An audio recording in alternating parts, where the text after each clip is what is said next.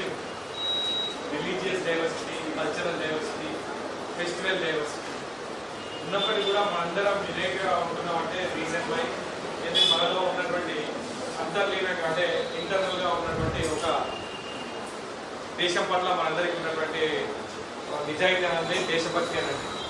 దీంతో మనందరం కలిసిమెలిసి ఇట్లాంటి ఫెస్టివల్స్, ఇంటిగ్రేషన్ డేస్ అవి జరుపుకుంటున్నాం. ఈ సిస్టమ్ అనేది మనకి ఎప్పటికీ ఇట్లే కంటిన్యూగా, ఎందుకంటే మనం ప్రజెంట్ సిచ్యువేషన్లో ఎట్లా ఉన్నాం అనే దాని మీద ఆధారపడే మన భవిష్యత్తు ఆధారపడుతుంది. కాబట్టి మన భవిష్యత్తులో బాగుండాలి, మన భవిష్యత్తు కూడా బాగుండాలి అంటే, నెక్స్ట్ జనరేషన్స్ కూడా బాగుండాలి అంటే కల్చరల్ హార్మోనీ, రిలీజియస్ హార్మోనీ చాలా ఇంపార్టెంట్ అని చెప్తూ ముగిస్తున్నాను. Thank you.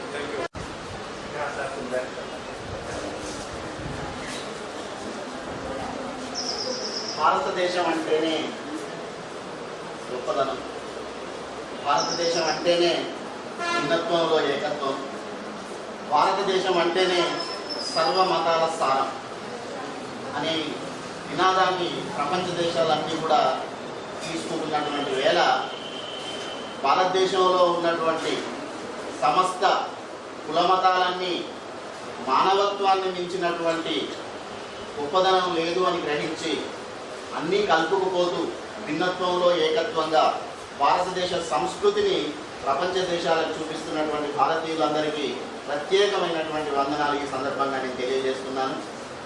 దారులు వేరైనా చేరేటువంటి గమ్యం ఒక్కటే అన్నట్టుగా ఏ మతం చెప్పినా భగవంతుని గురించి చెప్తుంది. ముస్లిం వాళ్ళు అల్లా అన్న, భారతీయులు త్రిమూర్తులన్న, హిందువులు త్రిమూర్తులన్న, క్రిస్టియన్స్ క్రీస్తన్న, అందరినీ కలుపుకుపోయేటువంటి దేవుడు మాత్రం ఒక్కడే. ఆ సర్వవ్యాపి అయినటువంటి ఆ భగవంతుడు మనందరికీ కూడా ఆయుర ఆరోగ్యాలు, ఐశ్వర్యాలు ఇవ్వాలని మనస్ఫూర్తిగా కోరుకుంటూ ఈ అవకాశం ఇచ్చినటువంటి పెద్దలందరికీ మనస్ఫూర్తిగా ధన్యవాదాలు అందజేస్తూ ముగిస్తున్నాను.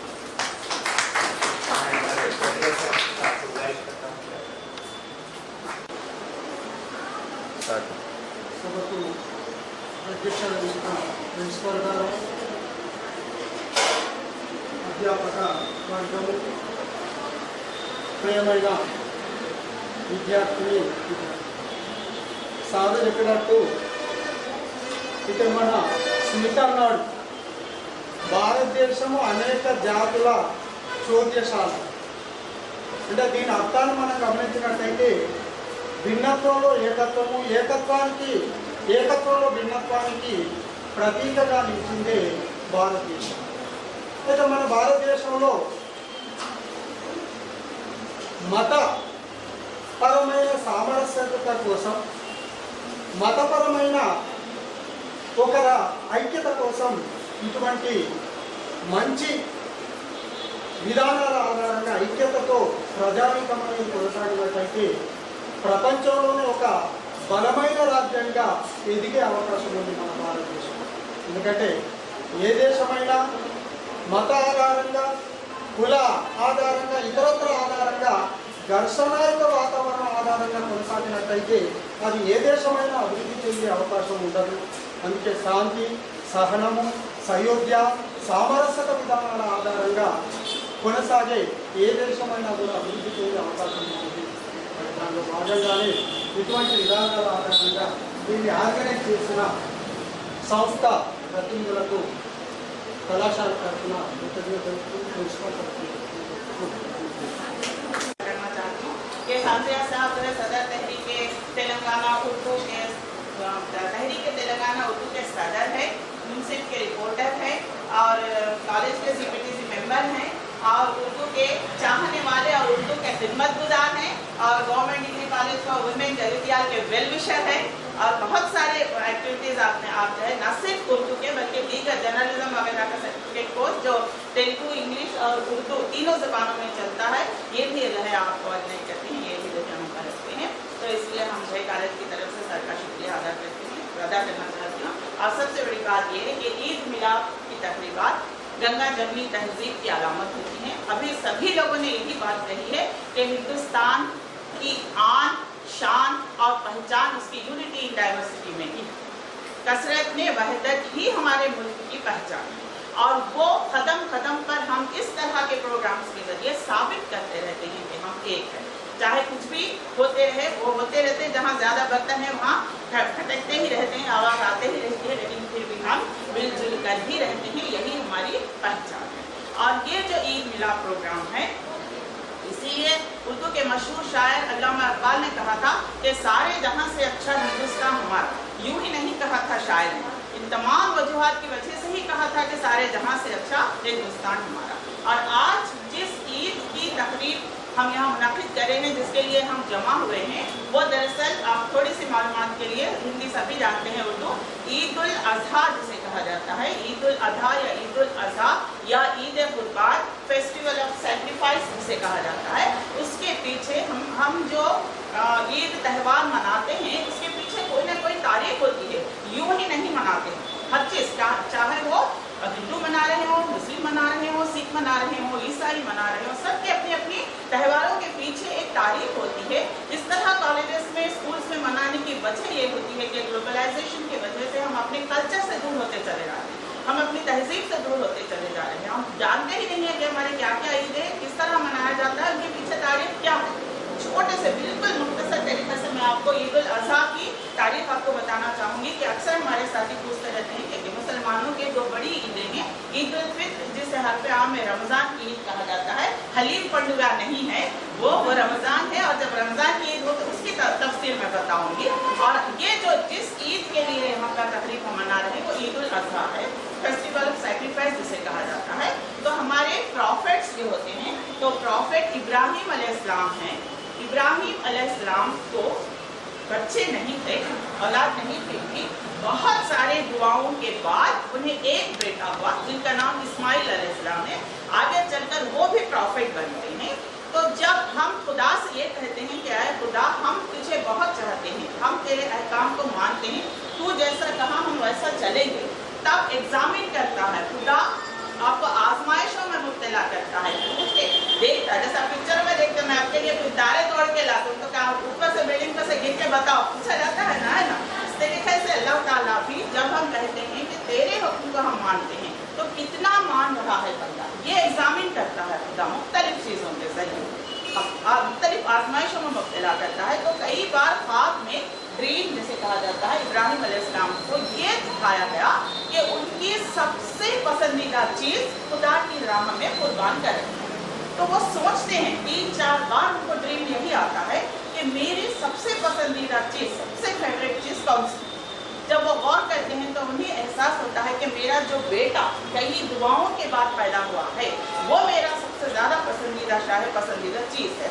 तो अल्लाह ताला उसमें बताया जाता है कि तुम उस चीज़ को मेरी राह में कुर्बान करो, तो कुर्बान कर दो मेरे लिए, तुम्हारे लिए जो चीज़ पसंद है। तो ये जब सोचते हैं कि मेरा बेटा मुझे ज़्यादा पसंद है, तब वो डिसाइड कर लेते हैं कि मेरे बेटे को मैं खुदा के लिए कुर्बान है कर दूँगा। पहले खुद डिसाइड कर लेते हैं, लेकिन बाद में फिर उन्हें ये ख्याल होता है कि चलिए बेटे से भी पूछेंगे कि क्या वो इसलिए तैयार है कि नहीं है। इसमें एक बहुत बड़ा सबक है आज के पेरेंट्स के लिए, जो है अपने बच्चों पर अपनी मर्जी को थोप देते हैं, तुम इंजीनियरिंग करो, तुम मेडिकल करो, तुम फला करो, ये नहीं पूछते कि वो कर सकता है या नहीं कर सकता है। वो चीज़ भी हम सीख सकते हो। इब्राहिम अलैहिस्सलाम खुद डिसाइड कर लेते हैं कि मैं अपने बेटे को खुदा की राह में खुदा के लिए कुर्बान कर दूँगा। उसके बाद बेटे से पूछते हैं कि अल्लाह ताला ने ये कहा है, क्या तुम इस बात के लिए राजी? वो खुद एक पैगंबर के बेटे हैं, आगे चलकर वो खुद एक प्रॉफिट, एक पैगंबर बनने वाले हैं, वो कैसे इनकार कर सकते हैं? तो हमारे रब का ये हुक्म है तो मैं बिल्कुल तैयार हूँ।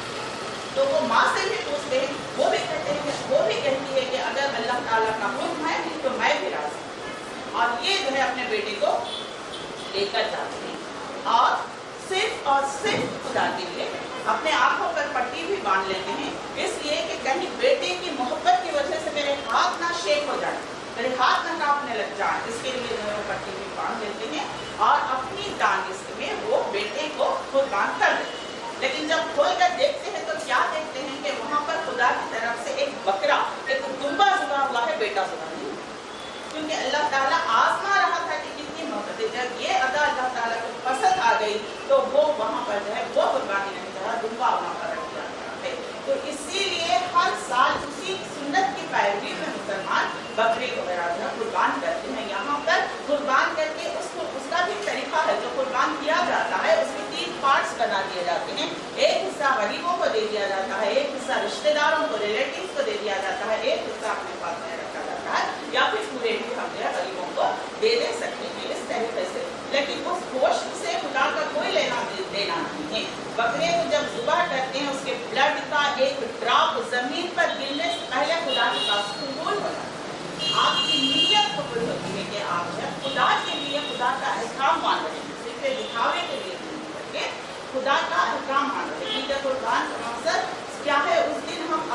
मैंपन को, अपनी अना को, मैं जो ईगो होता है हर इंसान के अंदर, उसको कुर्बान करना है, सिर्फ खुदा के लिए जीना है, उसके अहकाम की पाबंदी करना है।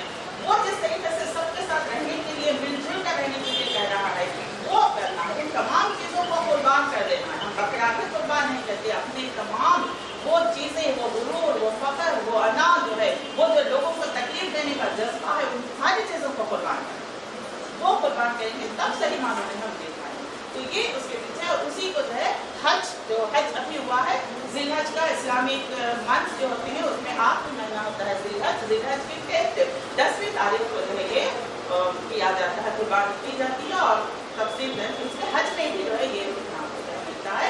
तो जमरात के शैतान को टंकियाँ मारने का रहता है। तो ये जब अपने बेटे को लेकर इब्राहिम अलैहिस्सलाम जा रहे होते हैं तो शैतान आपको भटकाता है कि क्या कर रहे हो, अपने बेटे को कुर्बान कर रहे हो, क्या सोच रहे हो, लेकिन वो सिर्फ खुदा के लिए उसको जो है उससे आगे उसको करकर मार दे के आगे बढ़ जाती है। फिर और एक शैतान फिर भटकाता है, फिर जाते फिर भटकाता है, लेकिन उन सबका मुकाबला करते हुए ये आगे बढ़ते हैं। तो उस वही चीज़ हज में भी हम लोग करते हैं। वहाँ जाकर वो प्लेस, जिस प्लेस पे शैतान ने उनको भटकाया था अभी वहाँ पर है, और वहाँ पर जाकर तमाम हाथी उस शैतान को कंकरियाँ मारते हैं। शैतान को कंकरियाँ मारने का मतलब ये है कि हम भी कदम कदम पर हमको शैतान भटकाता है, नमाज क्यों पढ़ रहे, इसके साथ अच्छा क्यों रहे, इसके साथ बुरा क्यों करे, सारी चीज़ उन सब से हमको दूर करना, शैतान के बहकावे में नहीं आना है और सबके साथ अच्छा रहना। ये सारी तारीफ इसकी छोटी सी मुख्तसर है।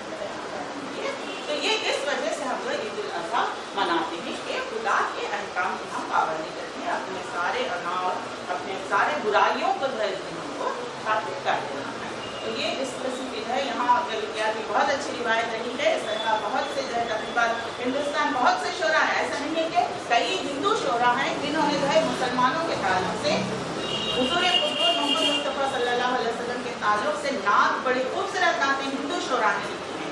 और कई मुसलमान शोरा मिलते हैं जिन्होंने होली, दिवाली, बसंत, राखी, जन्माष्टमी, तमाम ईदों के बारे में अपने जो है उर्दू शायरी में जो है लिखा है। तो हम सब, हमारी पहचान ही है हिंदुस्तान की, तो हम आपस में एक दूसरे के साथ मिलजुल कर रहते हैं, एक दूसरे की खुशियों में और गमों में हम साथ रहते हैं, और साथ रहना चाहिए, तभी मुल्क हमारा तरक्की कर सकता है। तो इतनी देर तक मुझे सुनने के लिए आप सबका शुक्रिया। और इस किस्म की तकरीबन इंशाअल्लाह होती रहेंगी, और मैं इसके लिए एक बार फिर से प्रिंसिपल साहब का और खालिया साहब का शुक्रिया अदा करती हूँ। मैं अब इस अपनी प्रदर्शन करने वाले हमारे अब्दुल अजीज प्रिंसिपल जनाब डॉक्टर के किशन साहब से गुजारिश करता हूँ कि अपने ख्याल करें। वो भी अच्छी खासी उर्दू होती है, तो मैं गुजारिश करता हूँ कि उर्दू में आप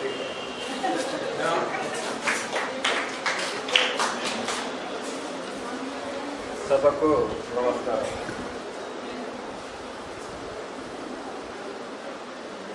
స్ట్రెంగ్త్ ఆఫ్ ఇండియా కొంతమంది అందరూ చెప్పినారు, యూనిటీ ఇన్ డైవర్సిటీ, భిన్నత్వంలో ఏకత్వం. ఎప్పటి నుంచి అనాదిగా వస్తున్న ఆచారం. మేడం కథ చెప్పింది చాలా బాగా అనిపించింది నాకు.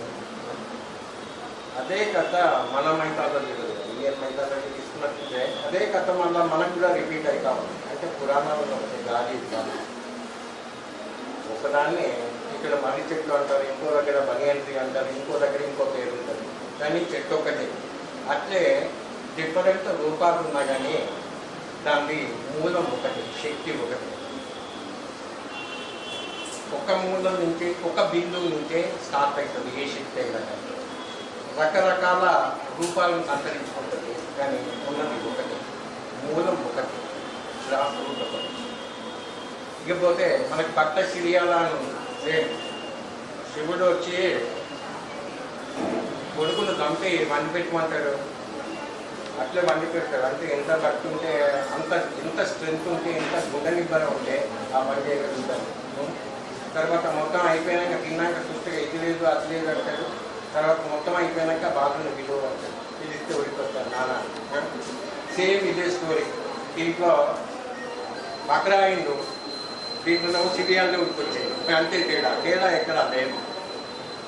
ఇకపోతే మనకు పవర్ ఎక్కడైనా కానీ ఇప్పుడు వీళ్ళలో ఫస్ట్ స్టాండ్ ఉంది. నేను ఒక్కటి చెప్తున్నాను, నా అనుభవం ప్రకారం చెప్తున్నాను. బిస్మిల్లాహిర్రహ్మానిర్రహీం అల్హమ్దులిల్లాహి రబ్బిల్ ఆలమీన్. ఫస్ట్ ఈ మన సంగతులు లేదు. బిస్మిల్లాహిర్రహ్మానిర్రహీం ఈమ్ అనే 2 శబ్దాలు. ఈమ్ అంటే ఖచ్చితంగా పురాణంలో కానీ వేదంలో కానీ ఈమ్ అన్నది శక్తికి సంకేతం. అందుకే అంత పవర్ఫుల్ స్టాండ్ అయింది. వీళ్ళు కొద్దిగా ఏమన్నా అయితే ఈ ఫస్ట్ స్టాండ్ అని చేసి 16 సార్లు చేసి అది రిపీట్ చేసి తాగుతారు, ఆ నీళ్ళని తాగుతారు. ఎంత ఫోర్స్ ఉంటే అది కంట్రోల్ అవుతుంది. ఏమన్నా ఛాయ వచ్చింది, ఇంకేమన్నా వచ్చింది, గాలి సైంటిఫిక్గా ఇవన్నీ లేవు అనుకుంటారు, కానీ ఉన్నాయి. మనకు తెలియని ఎన్నో ఉన్నాయి, ఎన్నో అద్భుతాలు జరుగుతున్నాయి. 16 టైమ్స్ ఆ స్టాండ్ రిపీట్ చేసి వాటర్ రాదు. మంచిగా అయిన వల్ల నేను చాలామందిని చూసాను. ఈ లైన్ ఉచ్చరిస్తే పారిపోయేటోళ్ళని కూడా చూసాను.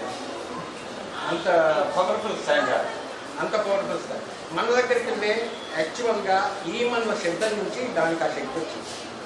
మనం అర్థం చేసుకున్నట్లు ఉంది. ఏ టైప్ మాల్టిప్లికేషన్ చేస్తే ఎక్కడ ఉన్న మనిషి ఏ భాష అయినా అది మొత్తం ప్రపంచం అంతా శబ్దంతో మంత్రబద్ధంగా ఉంది. శబ్దానికి అంత పవర్. ఒక్కొక్క సౌండ్కు ఒక్కొక్క మీకు కాళిదాసు చెప్పిన స్టాండర్డ్ వాగర్దావి సంస్కృతో వాగర్ద ప్రతిపత్తి జగత పితరవు వందే పార్వతీ పార్వతిని కూడా అమ్మ అని దానికి ఒక్కొక్కరు పితరవు అని. శివుడికి ఎంత విలువ ఇచ్చిందో పార్వతికి అంత విలువ. శివశక్తాయుక్తో ఇది భౌతిక చిత్రాన్ని శంకరాచార్యులు. శివుడు శక్తి 2 ఏకమైనప్పుడు ప్రపంచం సృష్టిస్తారు. కనుక ఈ రెండింటినీ కలిపి బాబాని ఆరాధిస్తే అదే అల్లా, అదే రాము లేదా రహీము ఏమున్నా అనుకోవచ్చు. ఆ శక్తి మనం ఎప్పుడు కాపాడుతుంది. మనం సామరస్యంగా ఉంటాము. ఇండియాలో ఉన్న స్ట్రాంగెస్ట్ ఎనర్జీ స్ట్రెంగ్త్ ఏ భిన్నత్వంలో ఏకత్వం, ఎన్టీ డైవర్సిటీ. కనుక మీరందరూ ఈ సామరస్యం ఇట్లా ఇక ముందు కూడా కంటిన్యూ అవుతుందని నేను మనస్ఫూర్తిగా విశ్వసిస్తూ నాకు ఈ అవకాశాలు ఇచ్చిన మీకు అందరికీ చేతులకి నమస్కరిస్తున్నాను. इस तरीके से अलग अलग मज़ाहब के मानने वाले अलग अलग वाक़या जो बयान करते हैं उनका एक ही मुश्तरका मकसद ही होता है और बेशतर जो वाक़या मजहबी तालीमात के होते हैं वो इंसानियत वाले एक जैसे होते हैं। उन्होंने हिंदू मत का भी हवाला दिया, जिस तरह से वो हिंदू मत के अंदर भी कुर्बानी का जज्बा पाया जाता है। बहरहाल तमाम मज़ाहब को लेकर करना ये हिंदुस्तान के लिए बहुत ज़रूरी है। ये आज के हमारे इस प्रोग्राम का मकसद भी था। तो इस प्रोग्राम में आप तमाम लोगों ने शिरकत की और हमारे प्रिंसिपल साहब ने इसकी इजाज़त दी और हमारे लेक्चरर साहब ने जो अच्छी बातें बताई और आप लोगों ने जो हौसला अफजाई की, तमाम का शुक्रिया अदा करता हूं।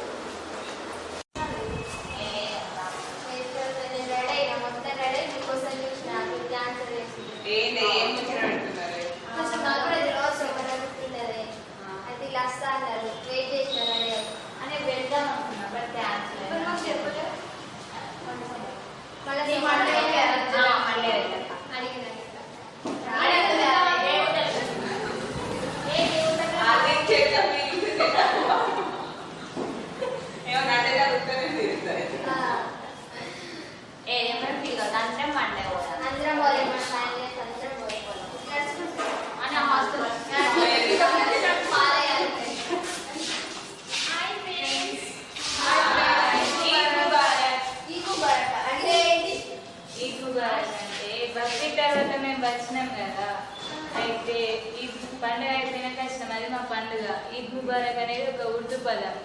దాన్ని మేము ఈద్ శుభాకాంక్షలని మీకు తెలుపుతున్నాం. అందుకే ఈద్ ముబారక్ అని అర్థం. అయితే మీకు కూడా మా అందరి తరఫున ఈద్ ముబారక్. Thank you. మా తరఫు నుండి మీకు స్వీట్ సేమియా మేము ప్రతి అయితే మా అందరి తరఫున కూడా మీకు ఈద్ ముబారక్. సరేనా? నాకు ఆనందం ఏంటి మరి? కొబ్బరి అట్లా ఇడ్లీ దోశగా ఏం లేదు కదా. అదే కాదు, మా పండుగలకు మేము స్వీట్ చేస్తాం, దాన్ని సేమియా అంటారు. అది మీకు అందరికి చేద్దాం. అబ్బా వీళ్ళ సేమియా అంటే నాకు చాలా ఇష్టం. అబ్బా ఇప్పుడు లేదు, సరే. అబ్బా నాకు వీళ్ళ సేమియా అంటే చాలా ఇష్టం.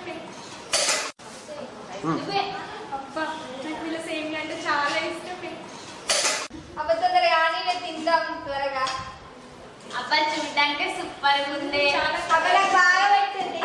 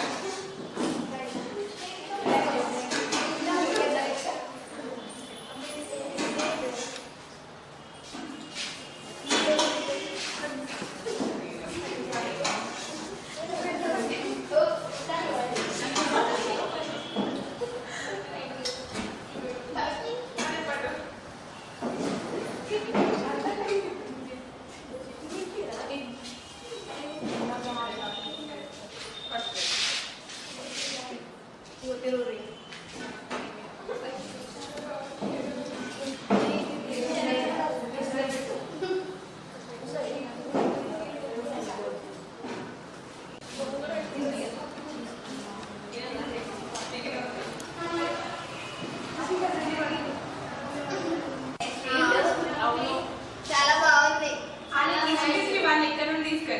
చూడడానికి చాలా కలర్ఫుల్ ఉంది. మనం దసరా కానీ వీళ్ళదే బాగుంది స్వీట్ అసలు.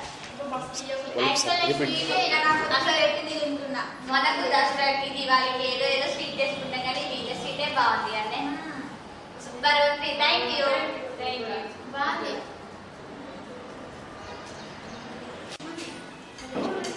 అవునా మీ ఇంకా మీ ముస్లిమ్స్ లో ఇంకా రెండు పండుగలు ఏంటి? రంజాన్, బక్రీద్. ఆ రోజు కూడా సీజన్ పెడతారా? పండుగలు అయిపోయాయి. మరి మనం ఇన్వైట్ చేయాలి నెక్స్ట్ పండుగ కన్నా. బిర్యానీ కూడా పెడతాం. బిర్యానీ కూడా పెడతాం రంజాన్కి అట్లా. మమ్మల్ని అయితే పిలవండి. మళ్ళీ పిలుస్తాం రండి. చేస్తాం. సేమియా బాగా తీసుకురండి. సరే. బిర్యానీ ఇంకా వేరే స్వీట్ కూడా తీసుకొస్తాం. తీసుకురండి.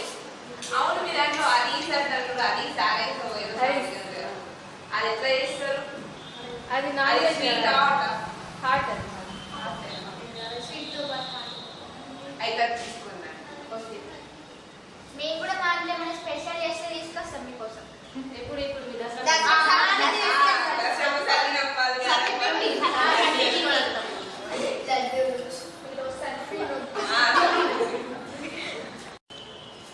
ఏంటి రోజు అసలు క్లాస్లో ఎవ్వరు లేరు.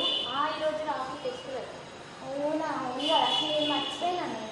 అవును కదా, ఇప్పుడు సార్స్కి రాఖీ కడదామా? వాళ్ళు ముస్లిమ్స్ కదా, స్పెషల్ సర్ప్రైజ్ ఇద్దాం ఏదైనా. మరి మనం ఎవరైనా రాఖీ ఏదైనా చేద్దాం.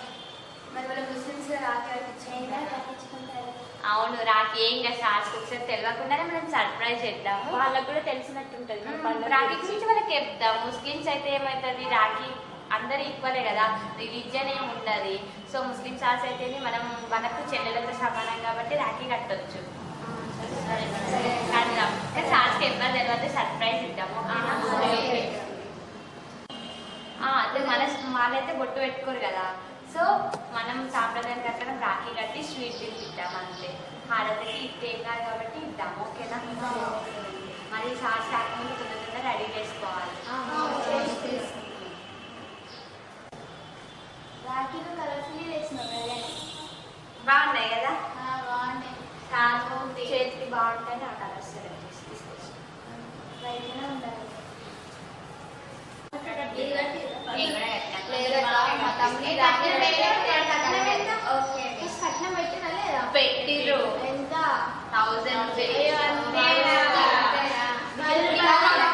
కట్నం కోసం రాఖీ కడతావా ఏంటి? ప్రేమ అనుబంధం కలిసి ఉండాలని తీసుకున్నాం.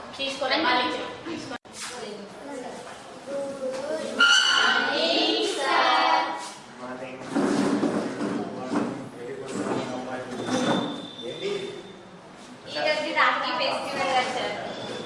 సో మీకు మా తరఫున చిన్న surprise. If you don't mind మీరు కట్టించుకుంటారా? It is a symbol of love between brother and sister. So we have no objection. Thank you sir. మన sir Rahim sir history Koratla degree college transfer అయింది ఇక్కడ. ఈరోజు జర్నలిజం క్లాస్ అంటే sir నేను కూడా వస్తా, journalism class ఎట్లా నడుస్తాయి అమ్మాయి నేను కూడా మాట్లాడతాను. నేను కూడా చెప్పిన అంటే ఈరోజు రాఖీ అది పండుగ ఉంది కాదు, చాలా తక్కువ స్ట్రెంత్ ఉండవచ్చు అని చెప్పిన కనుక ఈరోజు మంచిగా అయిపోయింది. మనకు సర్ప్రైజ్ వచ్చేసింది. థ్యాంక్స్. సర్ప్రైజ్గా మీరు ఈ అరేంజ్ చేసేటానికి చాలా థ్యాంక్స్. ఇటువంటి ప్రోగ్రామ్స్ చేయాలి, ఇవన్నీ నేషనల్ ఇంటిగ్రేషన్ జరుగుతాయి. అన్ని మతాలు అన్ని కులాల వాళ్ళు వేరే వేరే వాళ్ళది పండుగలు ఉంటాయి, వాళ్ళ రిచువల్స్ ఉంటాయి. అది అందరూ కలిసిమెలిసి చేసుకుంటే మనకు జాతీయ సమైక్యత అది కొంచెం పెరుగుతుంది. అదే కదా మరి ఏంటంటే మనకైతే తెలియదు ఇది ఇలా చేయాలి.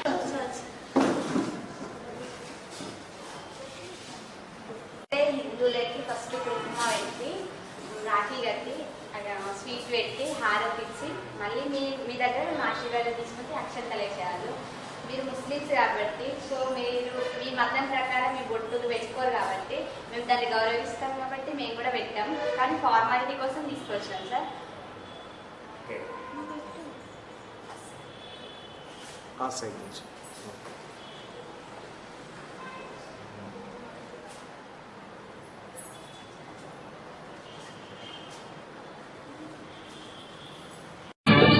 भैया मेरे राखी के बंधन को निभाना, भैया मेरे छोटी बहन को ना भुलाना, देखो ये नाता निभाना निभाना, भैया मेरे राखी के बंधन को निभाना, भैया मेरे छोटी बहन को ना भुलाना, भैया मेरे।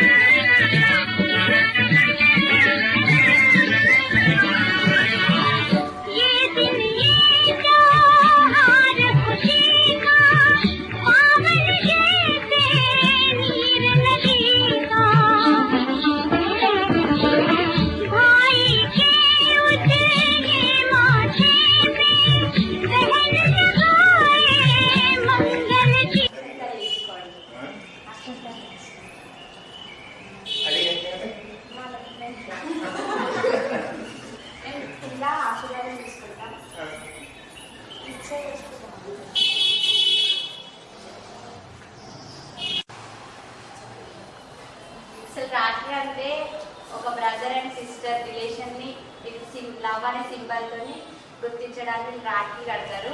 అయితే అది ఓన్లీ ఒక అన్న చెల్లె కాకుండా సోదర భావంతో ఎవరున్నా సరే ఆ రాఖీ కట్టవచ్చు.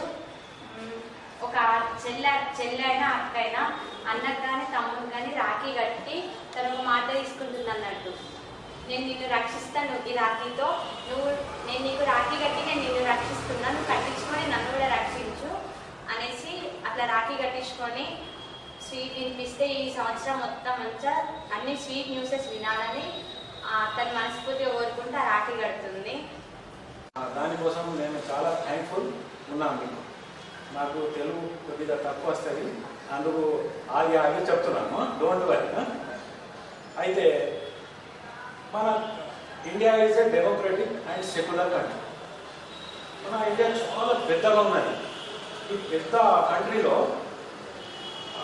చాలా మతాలు పాటించే వాళ్ళు, చాలా లాంగ్వేజెస్ యూజ్ చేసేవాళ్ళు, వేరే వేరే చాలా రకాలమైన ప్రజలు ఉన్నారు. కానీ పూర్వపు కాలం నుంచి వీళ్ళందరూ కలిసిమెలిసి ఉన్నారు. బ్రిటిషర్స్ వచ్చారు, అప్పుడు వీళ్ళు ఓల్డ్ బ్యాంక్ కొరకు వాళ్ళ ఇండియాలో మేము ఉండి చాలా రోజులు పాలించాలని హిందూ ముస్లింను కొద్దిగా చెడు మాటలు చెప్పి వీళ్ళకు డివేట్ చేయడానికి ప్రయత్నించారు, చేశారు కూడా. అట్లా చేసి చాలా కాలం ఇండియా మీద పాలించి లాస్ట్కు హిందూ ముస్లిం ఒకటై యూనిటీ తీసుకొచ్చి వాళ్ళ కొట్లాడుతూ వాళ్ళు వెళ్ళిపోయారు. వెళ్ళిపోయిన తర్వాత మనం ఇండిపెండెన్స్ వచ్చింది 15th August 1947. ఆ తర్వాత మళ్ళీ 26 January 1950 మనం డెమోక్రసీ వచ్చింది. ఆ డెమోక్రసీ వచ్చిందంటే మనం ఇప్పుడు ఏదైతే కొత్త కాన్స్టిట్యూషన్ ఉన్నదో ఆ కాన్స్టిట్యూషన్ 26 January 1950 నుంచి మనకు ఎన్ఫోర్స్ అయింది, వచ్చింది. ఆ కాన్స్టిట్యూషన్లో ఉన్న ప్రకారం మనకు ఆల్ సిటిజన్స్ ఆఫ్ ఇండియాకు ఫండమెంటల్ రైట్స్ అండ్ డ్యూటీస్ ఉన్నాయి. మళ్ళీ మన కాన్స్టిట్యూషన్ ప్రకారము ఇండియాలో ఉండే ప్రతి మనిషికి, ప్రతి సిటిజన్ వాళ్ళ మతాల మీద మతాలను పాటించడానికి, ప్రే చేయడానికి, మరి ఇండియాలో ఎక్కడంటే అక్కడ ఉండడానికి, చదవడానికి మొత్తం మనకు లిబర్టీ ఇచ్చింది మన కాన్స్టిట్యూషన్. మళ్ళీ అదే కాన్స్టిట్యూషన్లో ఇది కూడా ఉన్నది, అవర్ కంట్రీ ఈజ్ సెక్యులర్. మనం ముస్లిమ్స్ అని మేము ఫీల్ కావాలి, కానీ వేరే మతాలకు ఏం చెప్పదు కూడా. ఎందుకంటే మన కాన్స్టిట్యూషన్లో అందరూ సమానం ఉన్నారు కదా. మేము ముస్లిమ్స్, ఇట్లా హిందూస్, ఇట్లా ఉన్నది. మేము తరాల నుంచి ఇట్లా జీవించు వస్తున్నాం. ఓకే, అయితే కొందరు పొలిటీషియన్స్ అప్పుడప్పుడు ఓట్ బ్యాంక్ కొరకు ఏదో రకాల మాటలు చెప్తూ ఉంటారు. దానికి మేము పట్టించుకోవద్దు. మేమేం పట్టించుకోవాలి? మేము ఇండియాలో ఉంటున్నాము, we are Indians, we must love each other అని మేము ఇట్లా ఆలోచించి బ్రతకాలి. మన ఇండియా డెవలప్మెంట్ ఎట్లా అవుతుంది, ఆ డెవలప్మెంట్ కొరకు మేము ఏం చేయాలి, దాని మీద మేము వర్క్ చేయాలి. దీనికి థ్యాంక్స్. నేను నెక్స్ట్ చెప్పేది మాట ఏంటంటే, ఇండియాలో చాలా మతాల వాళ్ళు ఉంటారు. అందరికీ ఫెస్టివల్స్ వేరే వేరే ఉన్నాయి. మనకు రంజాన్ ఉన్నది, బక్రీద్ ఉన్నది, మీకు దసరా ఉన్నది, దీపావళి ఉన్నది. అట్లనే ఇది రాఖీ పూర్ణిమ కూడా ఒక ఫెస్టివల్. అట్లనే క్రిస్టియన్స్కు కూడా వాళ్ళ క్రిస్మస్ ఉన్నది, గుడ్ ఫ్రైడే ఉన్నది. ఇట్లా వాళ్ళ ఫెస్టివల్స్ ఉన్నది. క్రిస్టియన్స్కు వాళ్ళ ఫెస్టివల్స్ ఉన్నాయి, హిందూస్కు వాళ్ళ ఫెస్టివల్స్ ఉన్నాయి, ముస్లిమ్స్కు వాళ్ళ ఫెస్టివల్స్. కానీ ఇది ఫెస్టివలే, అట్లాగే ఆలోచించాలి. కానీ జీవించేటప్పుడు, ఇండియాలో జీవించేటప్పుడు మేము అందరం ఒకటే అనుకోవాలి. ఇది మీరు పాటించాలి. ఫస్ట్ మేము we are Indians. We must love each other. We must live for